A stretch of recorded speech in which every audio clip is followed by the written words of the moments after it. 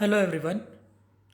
In this video we are going to see further improvements, three types of improvements that can be done in our traditional TCP in order to support mobility in wireless networks.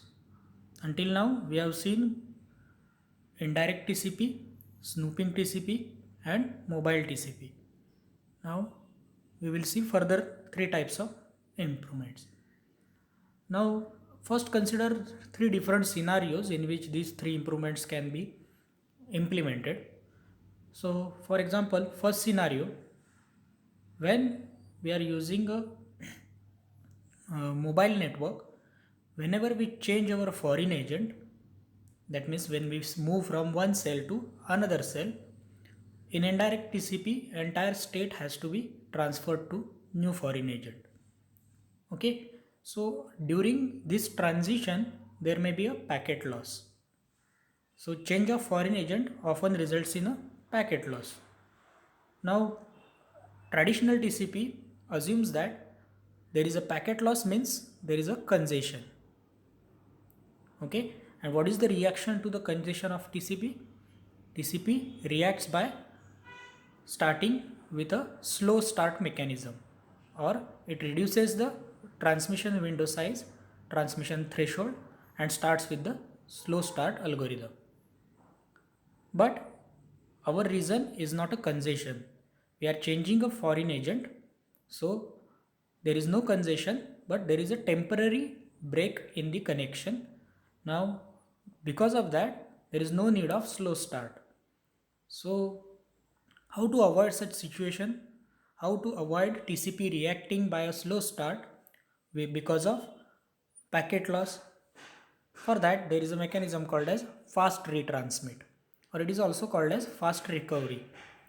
So as soon as mobile host registers with the new foreign agent, the mobile host sends duplicated acknowledgements on purpose. So in order to stop TCP from reacting with slow start, what mobile host does, whenever it registers with the new foreign agent, it sends a duplicate acknowledgement on purpose. This is to indicate that there is no congestion, but this is a change in the foreign agent. Okay, this forces the fast retransmit mode at the communicating partners or communication partner. So once a sender receives this duplicate acknowledgement, it realizes that this packet loss which happened right now is not because of congestion, but it is because of something else. So we should not decrease our window size, or we should not go towards the slow start algorithm, and we should force the fast retransmit mode. So additionally, this TCP is forced to continue sending with the actual window size. That is what it is intended, that because of change in the foreign agent, we are not going to decrease our window size. So we are forced to send with the actual window size, and we are not forced to go into the slow start algorithm while after the registration. Okay, so that is fast retransmit. Why it is called as fast retransmit? Because of reception of a duplicate acknowledgement, we do not start with the slow start algorithm or restart with the slow start algorithm, but instead of slow start, we keep our window size same as it was previously used, and we enter into a fast retransmit mode. Okay, so simple modification is implemented at TCP level. So advantages of this mechanism is simple changes result in a significant higher performance. Now if TCP reacts by a slow start, then without any reason we will be wasting our bandwidth. Even though we had a good bandwidth or good connectivity, we will not be sending with a higher data rate, because that's what slow start recommends. Start the sending at slower data rate and achieve a higher data rate afterwards. So if a user is highly mobile, he will change foreign agents several times, and even with the good connectivity, we will not be able to achieve higher data rates if we are using a traditional TCP. So fast retransmit allows us to achieve higher performance in case of high mobility, even after frequent changes of foreign agent. So that is a advantage, and for this we have to implement a simple change that whenever we change a foreign agent, force a duplicate acknowledgement or send a duplicate acknowledgement to indicate a change in foreign agent. Okay, so the drawback of this TCP is that it's not a transparent approach.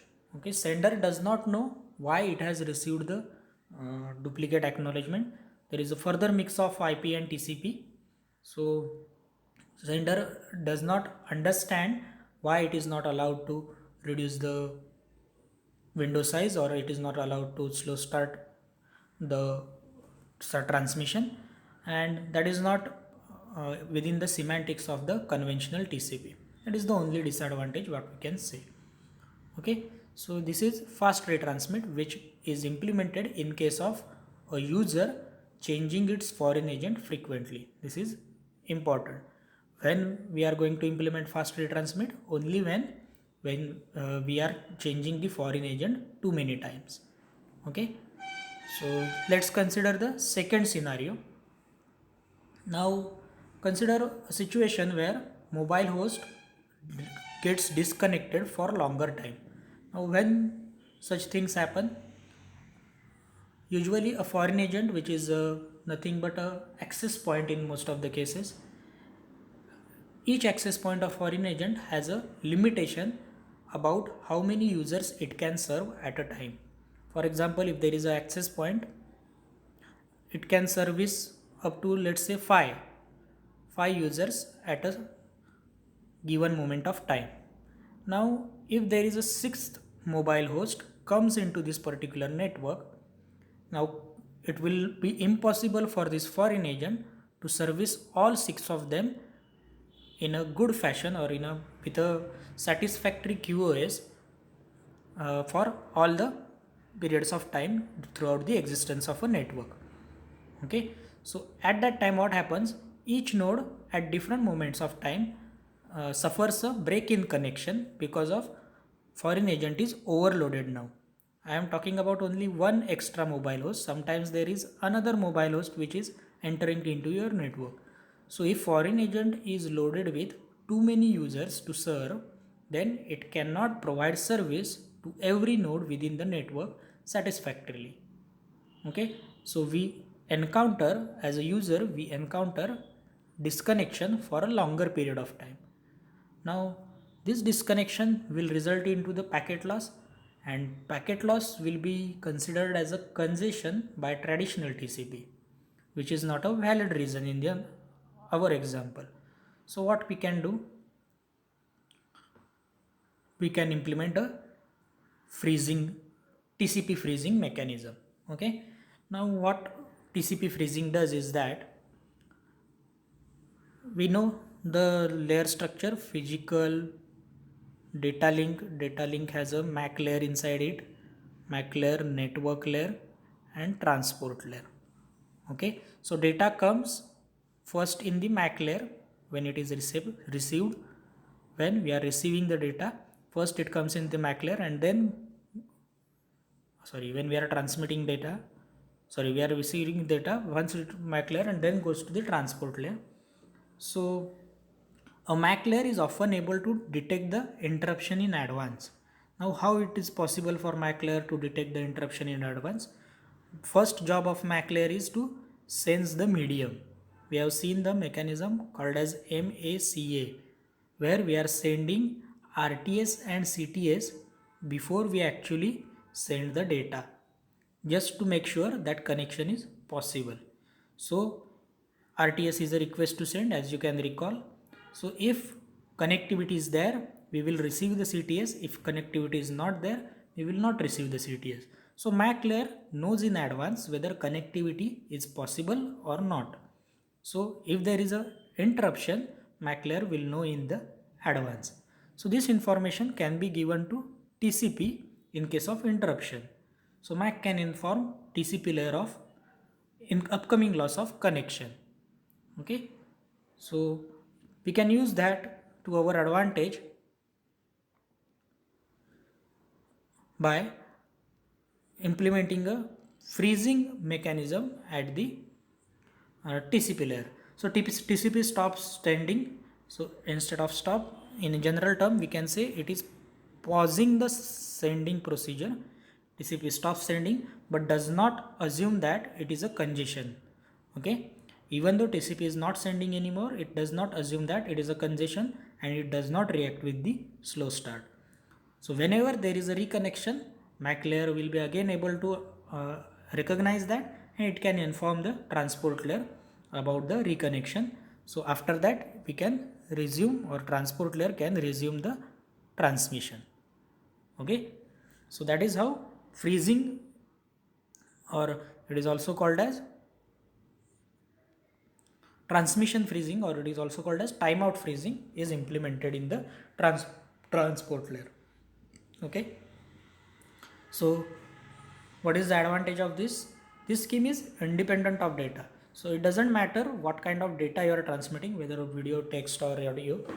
Freezing is done on every type of data, and it is enabled by a good medium access mechanism implemented at the MAC layer.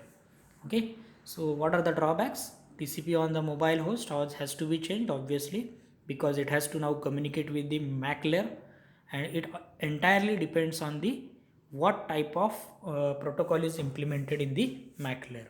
So as an example, we have seen MACA is implemented in the MAC layer, but if CSMA is implemented, then TCP freezing or transmission freezing or timeout freezing may not be possible to implement at the transport layer. Okay, so its implementation or its success is totally dependent on the implementation of protocol at the MAC layer. So this further improvement is implemented in only special scenario. What kind of scenario? Whenever there are too many users in a particular cell, we suffer frequent disconnection for longer period of times, and at that time we can implement TCP freezing. Okay, so for the two scenarios we have seen up till now, let's see the final scenario.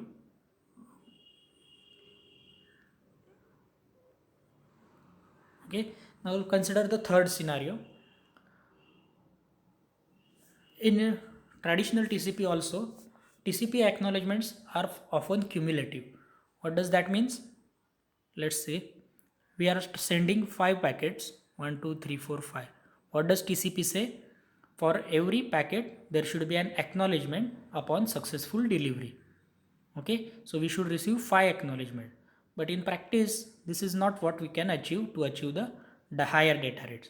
If we are transmitting 5 packets successfully, usually receiver acknowledge 5th packet.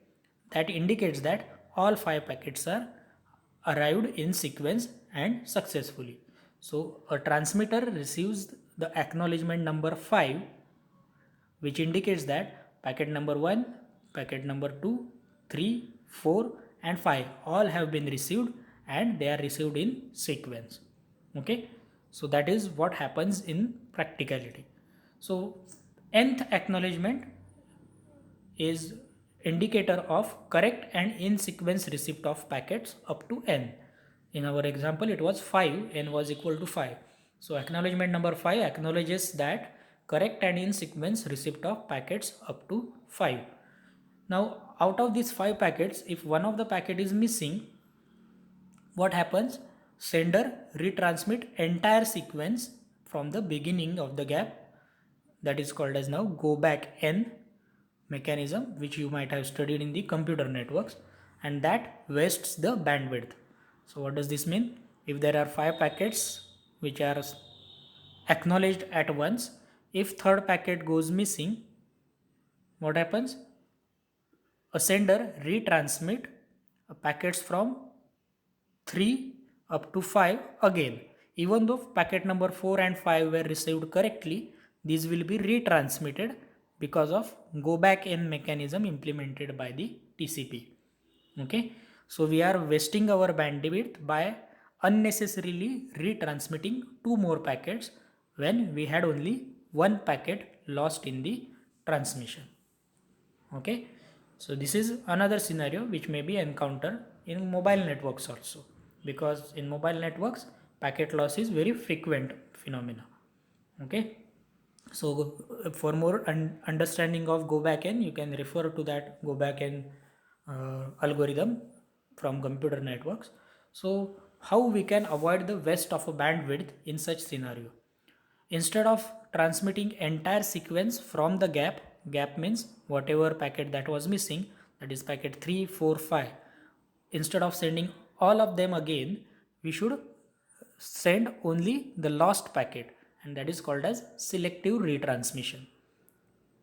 Okay, so RFC 2018 is a standard which allows for acknowledgements of a single packet and not only acknowledgements of in sequence packet streams without gaps. Okay, what does it allows? Whenever one packet is missing, we can start acknowledging a single packet from missing packet, and whatever number of packets we have received correctly up to that missing packet, we can send a cumulative acknowledgement for all the correct reception. So RFC 2018 or RFC 208 or 2018 allows cumulative as well as independent acknowledgement to be sent to the transmitter by receiver. So whenever transmitter receives a independent acknowledgement, it can retransmit only the missing packet, and it does not retransmit whatever packets which were successfully transmitted afterwards the gap, or gap means the packets which was missing.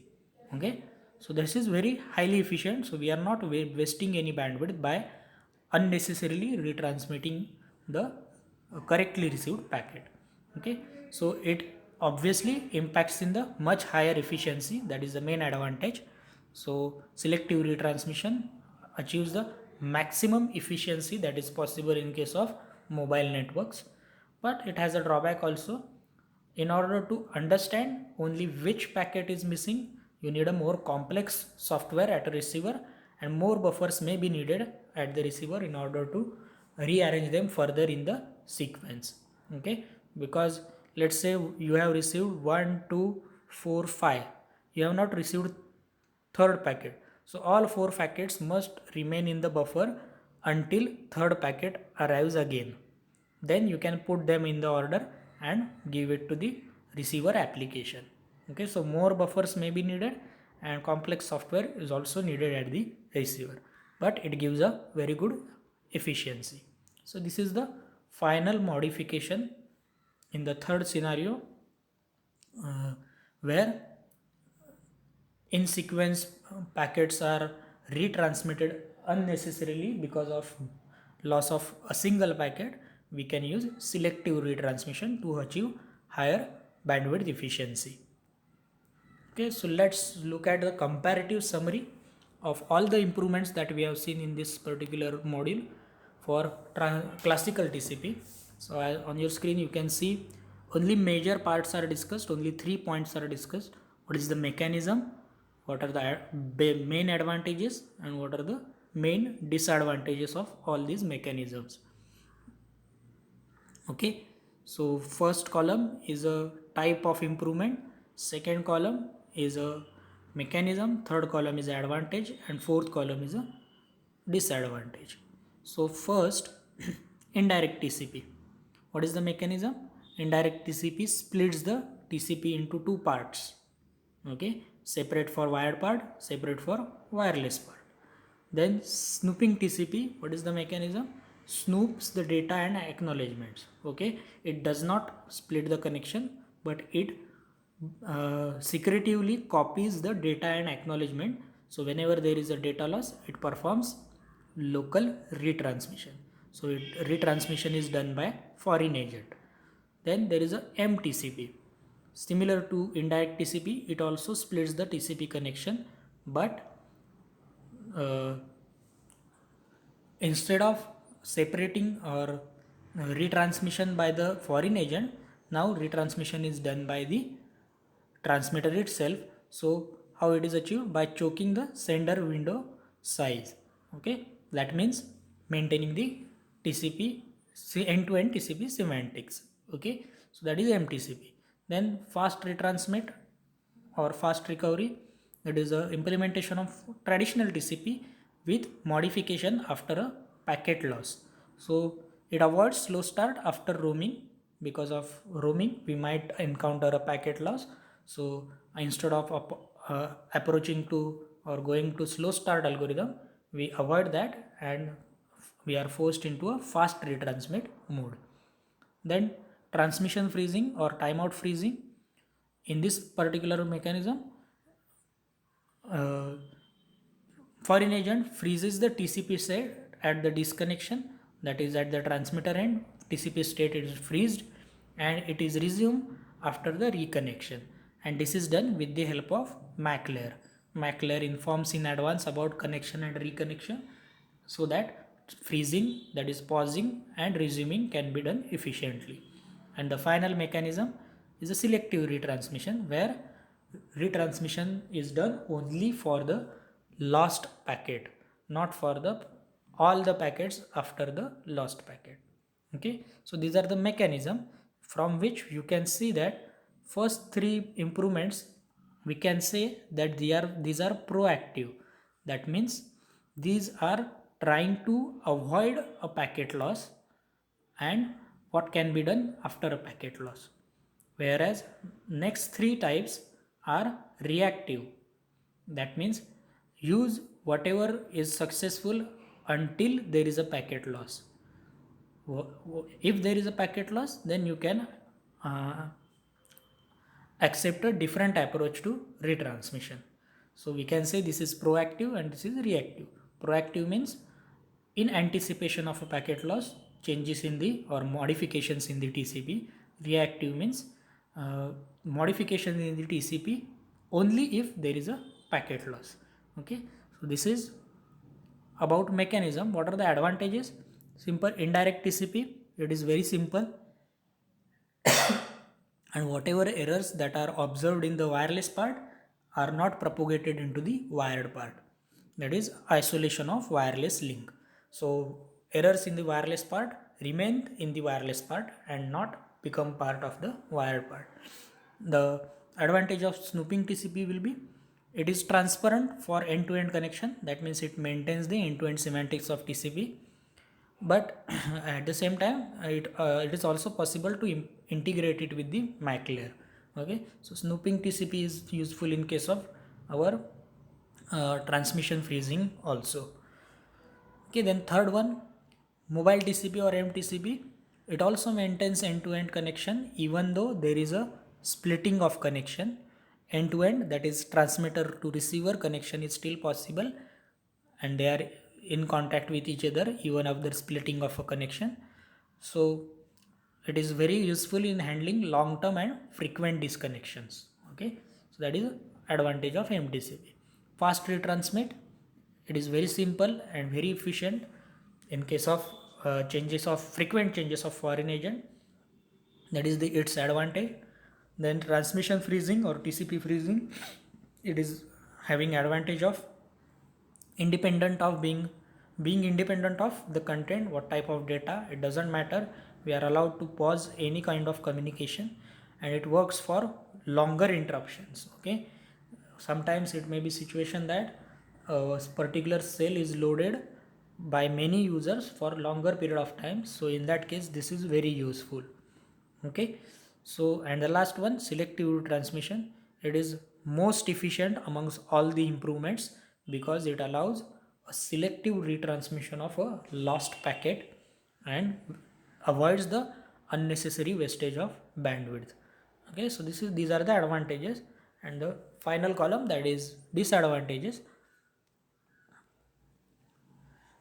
First, indirect TCP, obviously we are losing the basic mechanism of TCP, that is end-to-end semantics, that is observed in the indirect TCP. We have lost it. Then latency is higher whenever there is a handover because we have to transfer the states sockets to the new foreign agent, and security issues have been also there. Then disadvantage of snooping TCP, there is no isolation or insufficient isolation of wireless link because of snooping of data and because transmitter and receiver can see each other or can remain in contact with each other. Wireless errors in the wireless part are propagated into wired part, so that is not desirable. Because of that, transmitter may be forced to reduce the window size unnecessarily, so that is a drawback. And security issues, such as if the communication is encrypted, then local retransmission will not work, because foreign agent will not be able to know which packets needs to be retransmitted. So that is another issue in the snooping TCP. Encrypted data cannot be used for snooping TCP. Then a disadvantage of mobile TCP: bad isolation of wireless link. Again, we are maintaining end-to-end semantics, so errors in wireless part will be propagated into wired part. So that you have to understand. Whenever there is a break of semantics, that is end-to-end semantics, there is a good isolation. Whenever there is a uh, maintenance of end-to-end semantics, there will be a bad isolation. Okay, so that is one common theme. Then drawback of fast retransmit: it is not transparent. Transmitter never knows why we are not reducing the window size, even if there is a packet loss. So erratic behavior may be observed at the transport layer of a transmitter end. Then drawback of a transmission freezing: modifications are required in the mobile handset, and it is also dependent on MAC layer, what protocol you are implementing at MAC layer. That is very important in case of TCP freezing or transmission freezing. Then last part is selective retransmission. Only drawback of this particular scheme is it is requiring more complex receiver software able to handle uh, retransmission of only a single packet, and it is also required uh, to support all the other downward layers in order to selectively retransmit the lost packets. Okay, so these are the some comparative improvements of classical TCP, six of which are shown over here. That marks the end of our particular third module, that is mobile network layer and mobile transport layer. So mobile networking is our module name. From the next video we will start with the fourth module about wireless LANs. So that's all for today. Thank you.